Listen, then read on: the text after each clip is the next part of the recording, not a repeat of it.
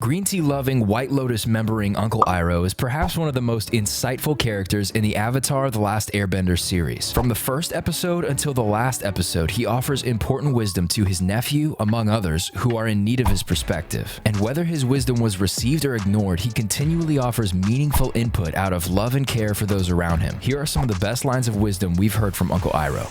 At the beginning of Beto of the Water Tribe, Prince Zuko and his Uncle Iroh are having tea, something Uncle Iroh does often, but this challenges his nephew Prince Zuko, who is characteristically restless and impulsive. As they sit being still, and moments before they are interrupted, Uncle Iroh says this: "A moment of quiet is good for your mental well-being." And Uncle Iroh has not always had quiet and stillness in his life. In fact, years before the show takes place, he was a warrior who endured many challenges and tragedies. So when he approaches the Crystal Caves with Avatar Aang, who had just decided to protect his friend instead of continue his study of the chakras, Uncle Iroh encourages him about his decision, saying this: "Protection and power are overrated. I think you are wise to choose happiness and love." A great example of Uncle Iroh's long-suffering love for his nephew occurs after Azula, Prince Zuko's maniacal sister, tells him that their father regrets banishing him and wishes for him to return to the Fire Nation. Uncle Iroh is able to see through this and warns his nephew: "I care about you, and if Ozai wants you back, well, I think it may not be for the reasons you imagine." Even after being berated by his nephew for these words, he goes with him on his journey home in the interest of protecting him.